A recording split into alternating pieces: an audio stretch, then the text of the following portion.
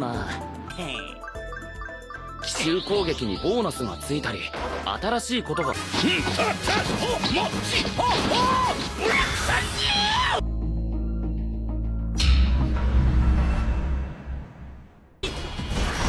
ドチェイサー。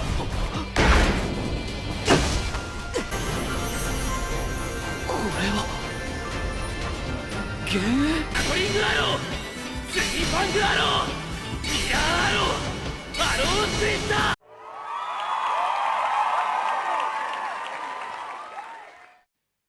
Cerita dimulai dari Earth yang terkena stun sehingga dirinya tidak bisa bergerak.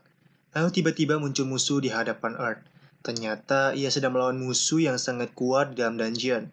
Lalu diceritakanlah beberapa hari sebelum kejadian tersebut bisa terjadi. Earth yang sudah membuat 7 alat serbaguna bertualang ke dalam dungeon secara solo setiap harinya.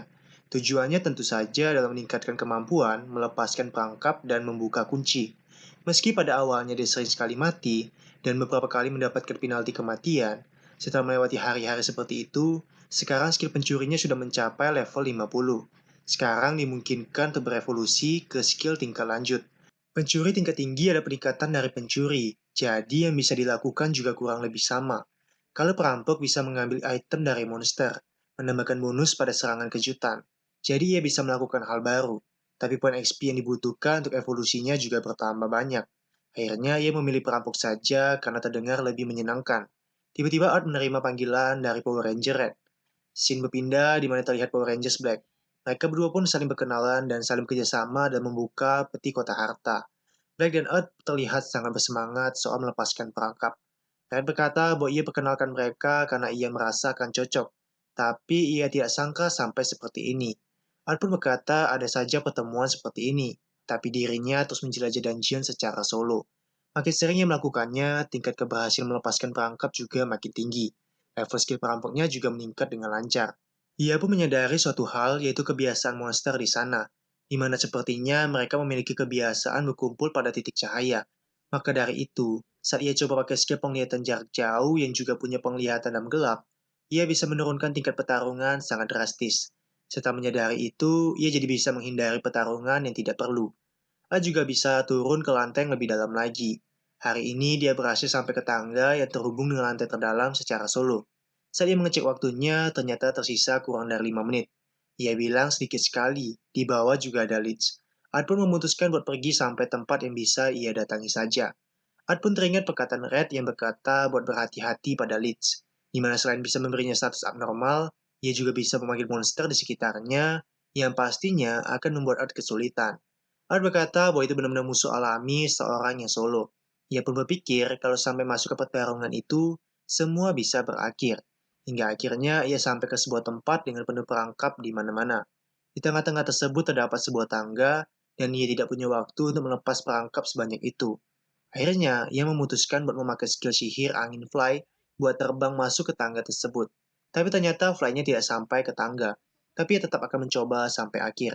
Mau tidak mau, ia harus menghindari dari semua perangkap, dan akhirnya sempat masuk ke dalam tangga tersebut.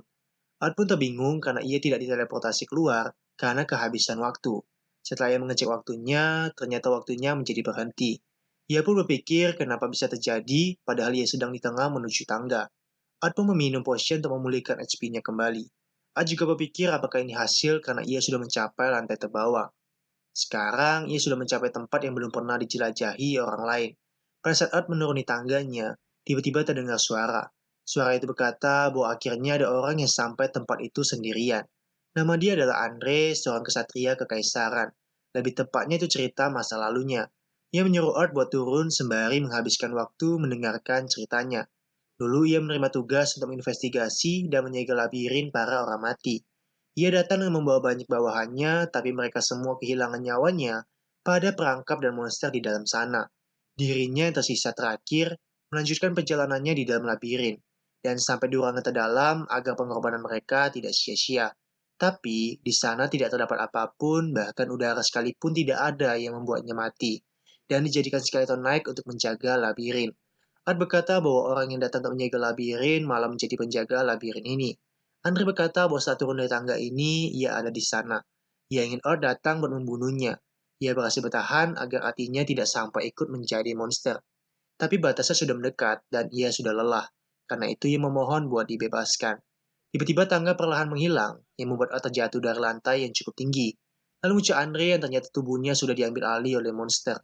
Earth pun langsung menembakkan panahnya. Earth berkata bahwa kau berisik sekali dan suaramu membuatku mual. Monster itu berkata bahwa hanya manusia saja kau sudah sombong sekali. Dan orang sepertimu akan ia habisi serta disiksa terlebih dahulu. Monster itu langsung maju menyerang dalam sekejap mata. Serangannya sangat cepat dan lagi satu serangannya sangatlah keras. Lalu Art melemparkan potion peledaknya. Karena dirinya bukan pengguna pedang, jadi mana mungkin ia akan melawannya langsung dari depan. Tiba-tiba Liz mengeluarkan serangan pedangnya yang membuat Art terkena break arm. Dengan begitu, Art sudah terpisah dari panahnya. Art berkata bahwa jangan anggap ia akan selesai begitu saja, karena ia masih memiliki cara lain, dan masih terlalu cepat menentukan menang kalahnya. Lalu Art pun terus-terusan menembakkan panahnya. Ia berkata bahwa skill Another Bow tidaklah multifungsi. Itu membutuhkan anak panah khusus dan tidak bisa menggunakan arts dengan itu. Tapi daya tembaknya tinggi dan juga bisa dipakai dalam jarak dekat. Bukan dengan kekuatan, ia akan menyerangnya dengan jumlah.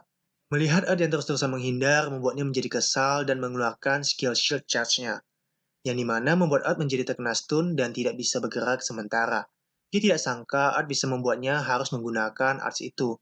Bahkan dia berkata kepada Art buat pergi pada dewanya yang sangat ia cintai itu. Karena manusia selalu langsung berdoa pada dewa ketika terjadi sesuatu. Lalu monster itu kembali menyerang Art. Untungnya mampu menghindar dan menyerang monster itu dengan tendangannya. Art berkata bahwa di dunia ini tidak ada yang namanya dewa. Yang ada hanyalah semangat hidup dari manusia. Tak peduli seberapa buruk dan menyedihkannya mereka, monster itu berkata kalau begitu tunjukkan padaku semangat hidup itu. Art langsung maju dan menggunakan triangle shoot yaitu tendangan segitiga yang memunculkan ilusi. Lalu mengeluarkan cambuk besinya untuk menendangnya kembali. Setelah itu Art mulai merapalkan mantra Prims Nova-nya sambil melemparkan potion. Monster itu masih mampu melancarkan serangannya yang membuat perisai Art menjadi hancur.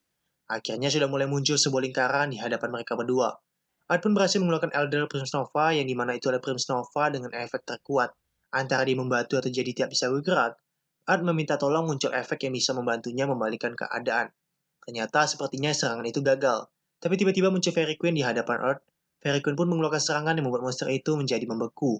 Dengan cepat, Art langsung mengambil panahnya kembali dan melancarkan serangan White Arrow, Getting Arrow, Twin Fang Arrow, Mirror Arrow, dan Arrow Twister. Ditambah dengan potion peledaknya.